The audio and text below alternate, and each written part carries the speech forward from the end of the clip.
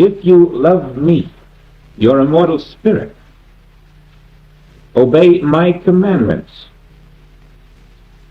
Your immortal spirit, which wrote the Bible, which functioned on earth as Christ Jesus, which functions on earth as your identity, must have commandments for you, or it would not instruct you to obey them.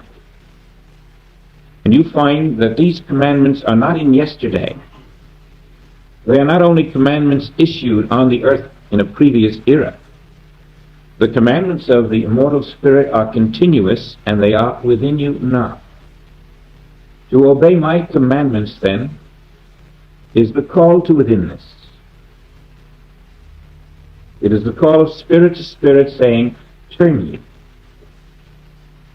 And with joy, with anticipation, with a sure knowledge that I am not separated from you by space or time, that there is no distance between us, that I am a present spirit, a now spirit, a here spirit. It says, rest back on the sea of your own spirit. With confidence, with trust, with the awareness that this is the way. And you will receive my commandments. You will receive those secret impulses that come only to those who are listening, aware, not in a dream consciousness, but conscious that present where they are is the Spirit of God, now, always, without ceasing. And then you are lifting yourself out of the dream consciousness, reminding yourself that you are not a human consciousness, but where you are is your spiritual consciousness, present now, waiting to be obeyed, to be listened to be worshipped. And it's just like turning the channel of your TV set to another. No, I am not a creature consciousness. I am not a dream consciousness. I will listen to my immortal consciousness. You're in your overdrive. You're back where you belong, listening, ready, willing to be fed from within by my continuous commandments within you. And this is the call to withinness which opens an infinite method of communication for infinite spirit which indwells us all to guide us in its own divine plan. In this oneness with the infinite, we are in conscious union with God. We are one with Source. We are one with all cause. And we are one with all that is. As you touch God now, where you are, in consciousness, knowing that God is all, that God is infinite, you are touching all that God is everywhere. And in that oneness with God where you are now, you instantly are one with God everywhere. And you are in a position to obey the commandments of the Father. If God is not where you are, in your consciousness, you can never obey the divine commandments. You are separated. And you are unaware of God's presence. But if you love me, if you love the Father, if you love the Spirit, if you love the truth, if you love life, put yourself in the position of being conscious that God is where you are. And in that union, in that realization, all that God is everywhere is where you are. And wherever God is, you are.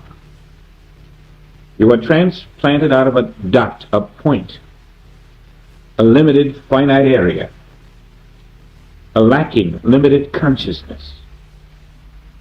And you are in the divine flow. The divine consciousness individualizing where you are functions as your very selfhood,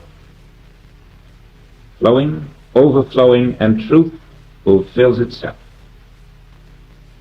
You do not fulfill divine commandments as a mortal being in a human one.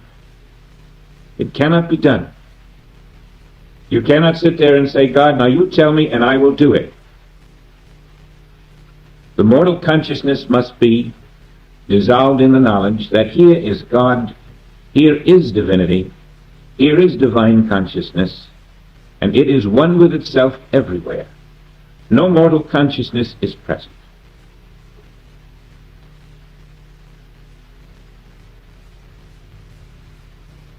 And then we need no words.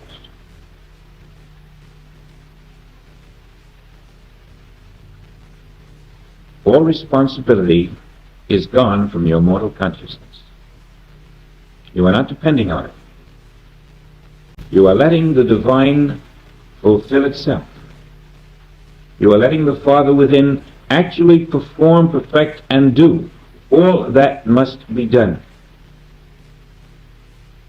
You are removing human will, human desire, human ambition, human fear, human doubt.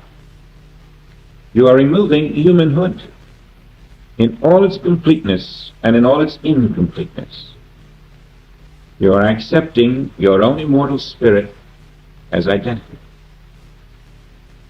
Immortal Spirit is the only one who fulfills the commands of Immortal Spirit. You can only fulfill the words of Christ by being Christ.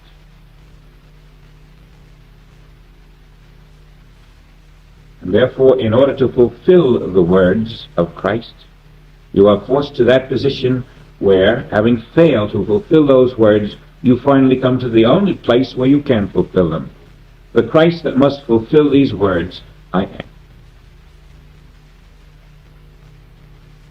You are joined with your immortal spirit forever. For this is the meaning of grace and life eternal.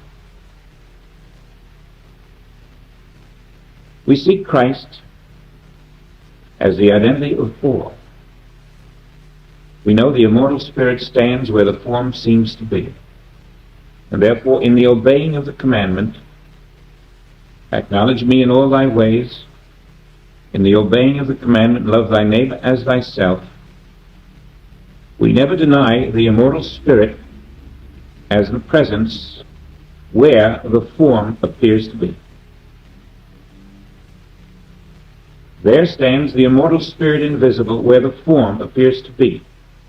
Here where I stand is the immortal spirit where the form appears to be. The allness of spirit is the command of acknowledge me in all thy ways, and therefore to fulfill that command you must acknowledge the allness of spirit everywhere. When you are not acknowledging the allness of spirit everywhere, you are crucifying God. You are crucifying spirit in your consciousness. You can only acknowledge the presence of spirit or you crucify its presence. That means there is no second presence. We are training ourselves to live in the conscious awareness of the presence of spirit.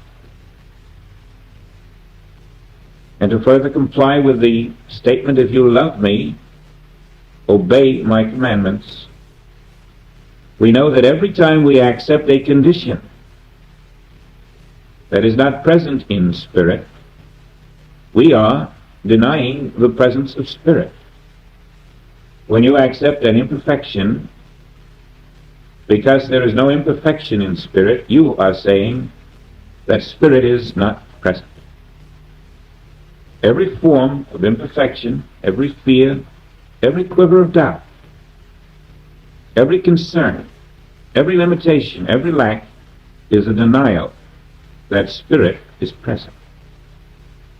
And so we can never accept in consciousness the lacks, the limitations, the imperfections.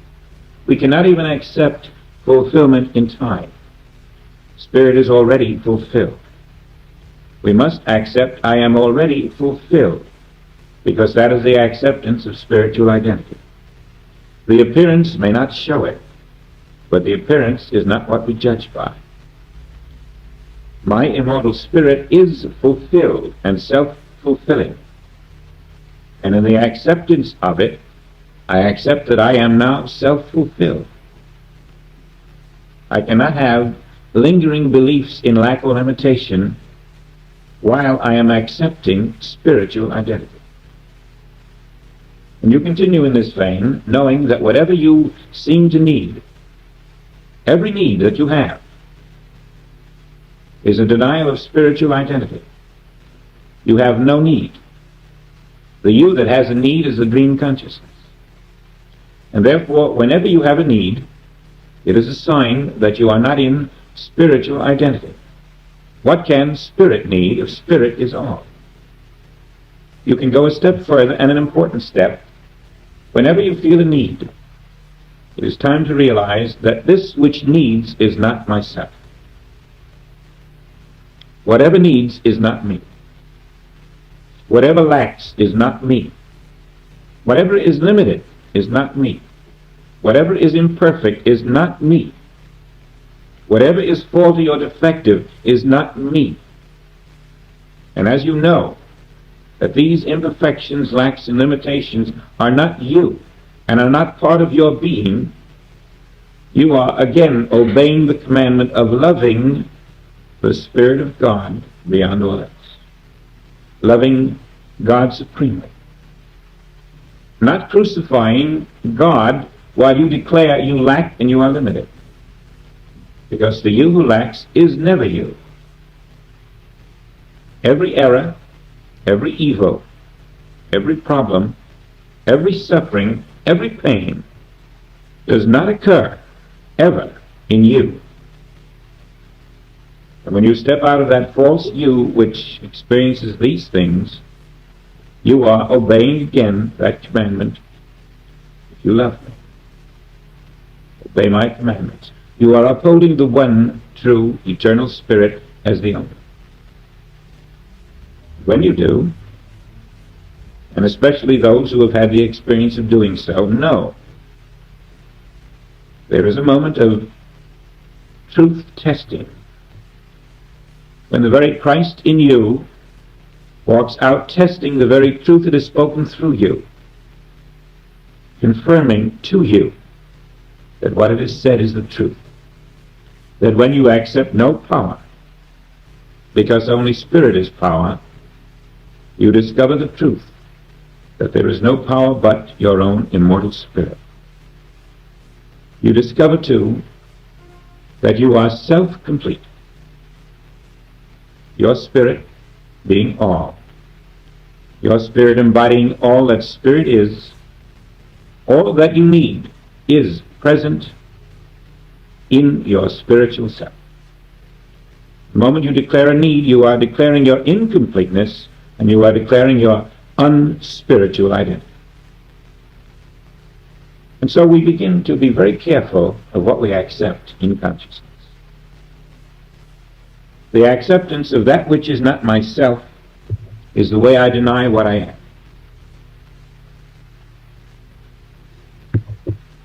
These are some of the ways that we learn to love the Father. You can see that it is a complete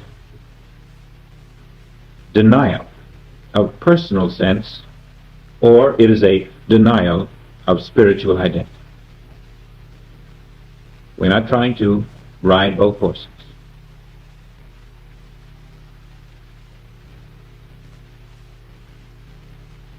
Now, in your silence, you may have discovered that you are not able to really attain the right quality of silence.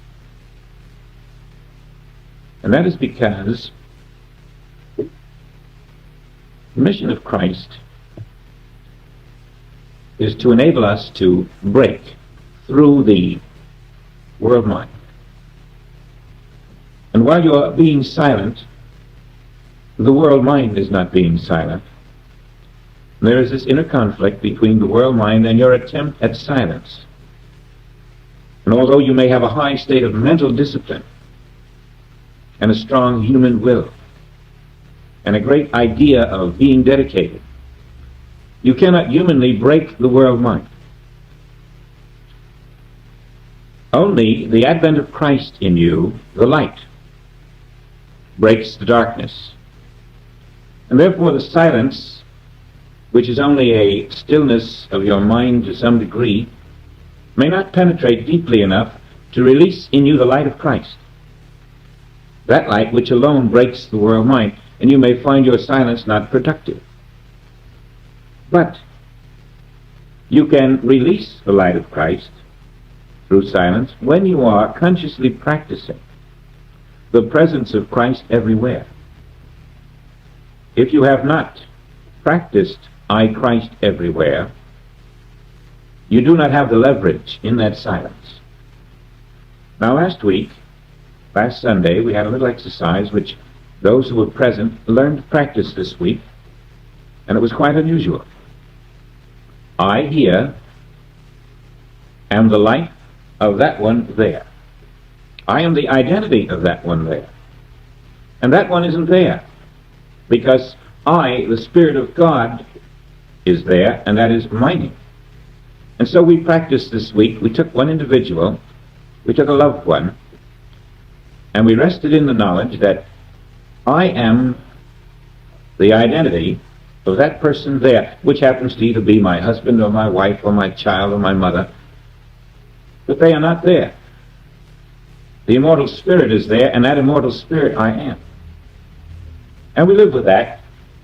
Some of us tried it for 3 hours. Now when you have attained a measure of awareness out of that, you can quickly see that this is the truth that exists where you are for every individual on the earth. There is no individual on the earth who is not the immortal spirit of you. And until you are aware of that, until you have practiced the contemplation of that, until you have lived with that, your silence doesn't deepen enough to permit the advent of the Christ. You see, a human being silent is just a physical exercise. But when you are aware that your immortal spirit being everywhere is all there is, and that it's never divided from itself, that it is the spirit of everyone who walks the earth, then you come full circle to the fact that wherever there is a form, it is I invisible. Every form you see is you. There's not a form on this earth that is not your invisible self. God is the substance of every form. God is your immortal spirit. Your immortal spirit is the substance of every form. And when you are not practicing the knowledge that wherever form appears, your immortal spirit is there, you are not loving God supremely, and you are not obeying God's commandments. And so this becomes a very urgent practice. Yes, I see that person there, but it is not a person, it is my immortal spirit. And now I cannot treat that person as a person. It is my immortal spirit. I cannot judge that person. I cannot condemn. I cannot in any way slur that individual. Why? Because that individual isn't there. My invisible self is there, the immortal spirit of God. Because God is all there is. The allness of spirit is what I am upholding. I am upholding my own spiritual identity there as well as here. And when you do this, you begin to get your leverage. It doesn't matter who that individual is, a loved one or an enemy, friend or foe, Greek or Jew, white or black, Democrat or Republican, priest or rabbi, fool or genius. There, invisible, is your immortal spirit, and you make no differentiation. And when you learn this and live with this,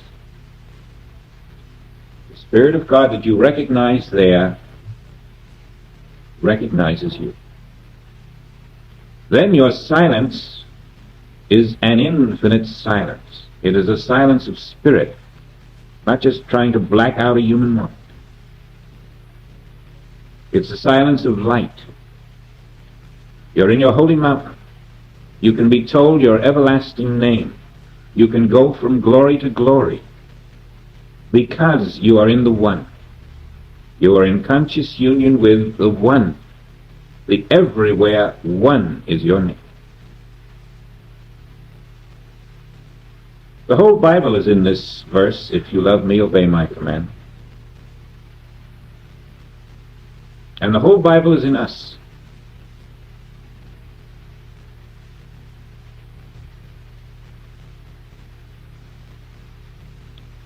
So this week we have another exercise. As you have been able to practice for 3 hours, that you are the identity of this loved one you worked on this week, now see that every form everywhere is your invisible identity. And don't be fooled by that form, even if it seems to, in some way, be unfriendly toward you. You'll find it has many tricks to fool you, to make you think that you are not there invisibly where it appears. And if you can overcome the deception simply by faith in the Word, you will be lifted higher, and you will be lifted above the deception. And you will discover that your identity, where that form appears, begins to exert an invisible influence, a subtle emanating activity. It begins to bring the divine influence to bear, not through your effort, not through your will, but simply through your recognition. We never make an effort to influence the Spirit in any way. We do not even ask the Spirit to make us a demonstration or to give us a desired manifestation. We rest in the knowledge of unbroken Spirit everywhere as my identity. Everywhere you go, your Spirit is. And only your Spirit is there. Your Spirit is the one inhabitant of the universe. Find a second, and you will be separated from your own Spirit.